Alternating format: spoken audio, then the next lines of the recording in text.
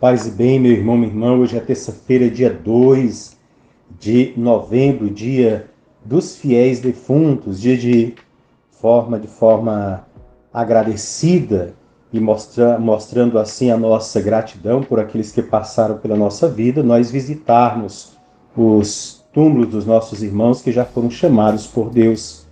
Então hoje nós fazemos memória de todos aqueles irmãos e irmãs que já foram chamados desta vida para a eternidade.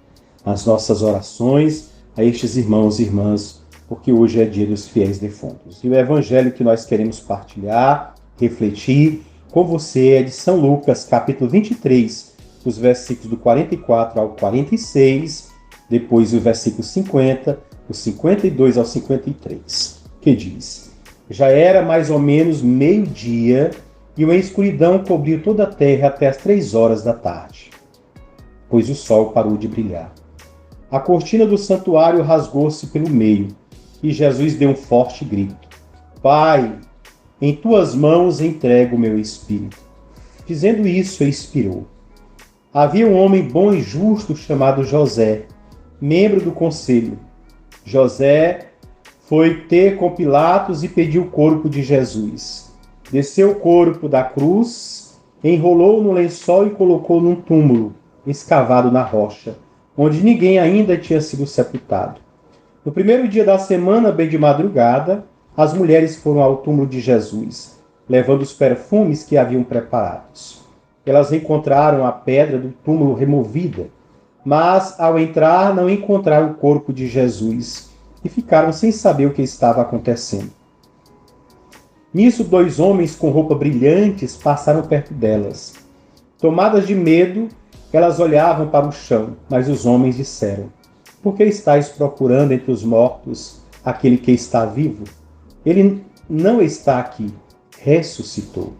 Palavra da salvação, glória a vós, Senhor. Meu irmão, minha irmã, a vida terrena de Jesus também teve o seu final. O momento da morte é sempre doloroso. As mulheres permaneceram ao pé da cruz, sendo solidárias a Jesus até o fim. Porém, a cruz e a morte não podiam ter a última palavra. Depois do silêncio do Sábado Santo, surge um novo dia, o início desta nova criação que não terá fim. A liturgia nos une à paixão e morte de Jesus neste dia, que celebramos aquelas pessoas queridas que nos deixaram. É a fé na ressurreição que rompe o silêncio e a escuridão da morte e nos aponta para a luz do novo dia. Uma grande escuridão cobriu a terra, nos disse o Evangelho. A morte de Jesus é o momento mais trágico da humanidade. Aquele que veio trazer a vida recebe a morte. A escuridão simboliza o retorno ao caos, como no início, que nos mostra Gênesis 1, versículo 2. Jesus pronuncia suas últimas palavras, entregando ao Pai o seu Espírito. Fica o silêncio, a dor, o vazio. Também nos diz o Evangelho que havia um homem bom e justo. No início, mesmo havendo caos, havia esperança, porque o Espírito de Deus soprava sobre as águas. No caos da morte de Jesus permanecem as mulheres e um homem bom e justo. É o testemunho e a solidariedade, tão necessários no momento doloroso da morte. Isso gera aquele fio que ainda gera esperança. É nos mostrando o Evangelho e a história que mesmo diante da dor, o Pai nunca nos abandona. Ele está ali, mostrando que mesmo diante da escuridão, ainda há um lampejo de luz. Mesmo diante da dor, ele ainda nos mostra sinais da esperança. Também nos diz o Evangelho: enrolou o corpo no lençol e colocou num túmulo novo. Importante nós percebermos como Lucas elabora esta cena em semelhança com o nascimento de Jesus, quando Maria, diz o Evangelho, envolveu-o em faixas e colocou-o numa manjedoura. É impossível não ver a simplicidade e a grandeza dos gestos da mãe de Jesus e do homem bom e justo. É a dignidade que a vida humana merece do nascimento até a morte. A humanidade não deu lugar para Jesus nascer, e na morte lhe deu a cruz. Porém, sempre há justos que são capazes de dar mais que uma humanidade inteira. no primeiro dia da semana, diz o Evangelho. Há um novo começo. Este primeiro dia da semana, como no Gênesis, vem trazer a luz para que brilhe já de madrugada. O primeiro dia vai se tornar o dia do Senhor, domingo, de onde vem o domingo, lá no Atos dos Apóstolos 27, no 1 Coríntios 16, 2, no Apocalipse 1, 10. É também o início de um novo mundo. Como as trevas foram vencidas no Gênesis, a cruz e a morte da noite escura de Jesus ficam para trás.